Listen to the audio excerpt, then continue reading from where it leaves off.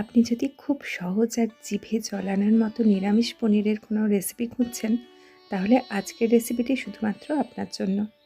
এটা যে কোনো ধরনের রুটি, লুচি, পরোটা, পোলাও এই ধরনের খাবারগুলোর সঙ্গে খেতে কিন্তু দারুণ লাগে। তো চলুন ঝটপট রেসিপিটা শুরু করে দেওয়া যাক। তো রেসিপির শুরুতেই প্রথমে আমরা একটা ভাজা মশলা রেডি করে নেব।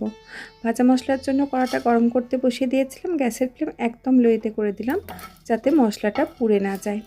আর ভাজা মশলার সমস্ত উপকরণগুলোকে একটু নাড়াচাড়া করে নেব যতক্ষণ না এই মশলাটার থেকে খুব সুন্দর একটা ভাজা গন্ধ বেরিয়ে যাচ্ছে। এবার চলুন এর মধ্যে কি কি মশলা আমি দিয়েছি একবার দেখে নেওয়া যাক। এখানে মশলা হিসেবে নিয়েছি জয়িত্রী, সামরিচ, সাজিরা, ছোটো এলাচ, দারচিনি আর লবঙ্গ। সামরিচ আর সাজিরাটা নিয়েছি হাফ চা চামচ করে, ছোটো এলাচ নিয়েছি 4টে, লবঙ্গ নিয়েছি 2টো, মাথার ফুলটাকে ফেলে দিয়েছি, 2টো দারচিনি স্টিক নিয়েছি, আর জয়িত্রীর একটা যে বড় ফুল হয় তার 1/4 নিয়েছি। আর এর সঙ্গে আমি একটা শুকনো লঙ্কাও নিয়েছিলাম, সেটা দেখাতে ভুলে গিয়েছি। মশলাগুলোর থেকে যখনই চটপট একটা শব্দ শুরু হয়ে যাবে তখনই এটাকে অন্য একটা প্লেটে নিয়ে নিতে হবে যাতে মশলাগুলো পুড়ে না যায়। এই মশলাটা ঠান্ডা হলে এটাকে গুঁড়িয়ে নেব। এবারে যে কড়াটাতে মশলাটা ভাজলাম তাতে দিয়ে দিচ্ছি অল্প একটু সাদা তেল, আর এর মধ্যে দিচ্ছি খুব সামান্য একটু বাটার। রেস্টুরেন্ট বা যে কোনো কাজবাড়িগুলোতে কিন্তু এটা পুরোটাই বাটারে করা হয়। আমি একটু কিপটেমি করেই বাটারটা দিলাম। আপনারা যদি একেবারে রেস্টুরেন্ট স্টাইল যে খাবারগুলো হয় সেরকম স্বাদ চান তাহলে কিন্তু পুরোটাই বাটারে করবেন।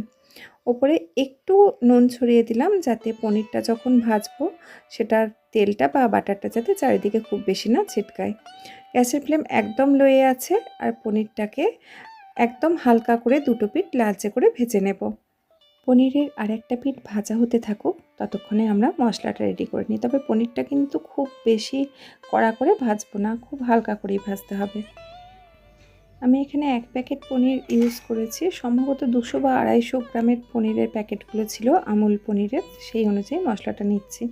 তো নিয়ে নিলাম 2 টেবিল স্পুন কাজু বাদাম, 2 টেবিল স্পুন পোস্ত নিয়েছি, 4 মগজ ওটাও নিয়েছি 2 টেবিল স্পুন, আর নিয়েছি 1 টেবিল স্পুন কিশমিশ। ঝালের জন্য দেব কাঁচা লঙ্কা, যেরকম আপনারা ঝাল খাবেন সেই অনুযায়ী কাঁচা লঙ্কাটা নেবেন। আর এই পনিরের তরকারিটা খুব বেশি ঝাল হবে না, একটু হালকা ঝাল মিষ্টি টাইপের খেতে হবে। আর দিয়ে দিচ্ছি দই। আমি কিন্তু এখানে আমুল মস্তির যে মিষ্টি দইটা সেটাই ব্যবহার করছি। টক দই ব্যবহার করলে সামান্য একটু চিনি দিতে হয়, আমি আর চিনিটা দেবো না, একদম 1 কাপ আমুলের মিষ্টি দইটাই ব্যবহার করছি। 100 গ্রামের যে কাপগুলো হয় আমি একটা পুরো কাপ দিয়ে দিলাম। এবারে সব কিছু খুব ভালো করে মিহি করে পেস্ট করে নেব। এদিকে চলুন দেখে নেওয়া যাক পনিরটা কতদূর ভাজা হলো।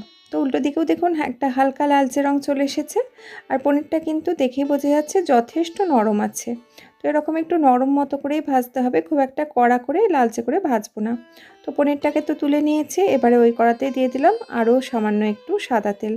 আপনারা কিন্তু একদম রেস্টুরেন্টের মতো স্বাদ পেতে হলে অবশ্যই সাদা তেলের পরিবর্তে পুরো রান্নাটা বাটার দিয়ে করবেন। তেলটা যখন হালকা গরম হয়ে যাবে এর মধ্যে দিয়ে দিলাম হাফ চা চামচ জিরে গুঁড়ো। জিরে গুঁড়োটাকে কয়েক সেকেন্ড একটু নাড়াচাড়া করে এর মধ্যে আগের থেকে যে পেস্টটা বানিয়ে রেখেছিলাম সম্পূর্ণ পেস্টটা দিয়ে দিলাম। আর জিরে গুঁড়োটা দেওয়ার আগে দেখে নেবেন তেলের টেম্পারেচার যেন খুব বেশি না থাকে, সেক্ষেত্রে যদি জিরে গুঁড়োটা পুড়ে যায় পুরো রান্নার টেস্টটাই কিন্তু বদলে যাবে। হালকা গরম আঁচে জিরে গুঁড়োটাকে একটু ভেজেই এই পেস্টটা দিয়ে দিতে হবে। এই মুহূর্তে গ্যাসের ফ্লেম কিন্তু একদম লোতে রাখতে হবে, সব কিছু একটু মিশিয়ে নিয়ে অপেক্ষা করতে হবে যতক্ষণ না এই মশলাটার থেকে তেল ছাড়তে শুরু করছে। তো দেখুন মশলাটার থেকে কিন্তু ভালো রকম তেল ছাড়তে শুরু করে দিয়েছে। তো মশলাটা যখন ভালো মতো কষানো হয়ে যাবে আর ওপর থেকে তেলটা ভাজতে শুরু করে দেবে, এবারে এর মধ্যে সামান্য একটু জল দিয়ে দেব। গ্রেভিটা যেরকম রাখতে চাইবেন সেই অনুযায়ী জল দিয়ে দিতে হবে এই সময়। তো এদিকে গ্রেভিটা একটু ফুটে উঠুক, এই ফাঁকে আমরা পনিরটাকে কেটে নেব। যেহেতু 1 প্যাকেট পনির তো আমরা একসঙ্গে ভেজে নিয়েছিলাম, তাই এবারে এটাকে কেটে নিচ্ছি। আমি যখনই বাড়িতে পনির রান্না করি সাধারণত চেষ্টা করি পুরো প্যাকেটটা এইভাবে ভেজে নিতে, তাহলে কিন্তু 2টো পিঠ খুব সুন্দরভাবে ভাজাটা হয়ে যায়। আর ছোট ছোট করে কেটে ভাজলে কি হয়, 2টো পিঠ সবসময় সমানভাবে ভাজাটাও হয় না, আর ছোট ছোট কিউবগুলো অনেক সময় ভেঙে যাওয়ার একটা সম্ভাবনা থাকে। তাই পুরোটাই একসঙ্গে ভেজে এইভাবে ছোট ছোট করে কেটে নিই, সেক্ষেত্রে সুবিধা হয়। তো এদিকে দেখুন গ্রেভিটাও কিন্তু অল্প অল্প করে ফুটতে শুরু করে দিয়েছে। এদিকে আমার পনিরগুলো কাটা হয়ে গেছে। এবারে ছোট ছোট পনিরের টুকরোগুলোকে এই গ্রেভির মধ্যে একটা একটা করে দিয়ে দিচ্ছি। পনিরের সব টুকরোগুলো গ্রেভির মধ্যে দেওয়া হয়ে গেলে পনিরগুলোকে গ্রেভির মধ্যে এভাবে একটু করে নাড়াচাড়া করে নিচ্ছি, যাতে গ্রেভির সমস্ত টেস্টটা পনিরগুলোর মধ্যে ভালোভাবে চলে আসে।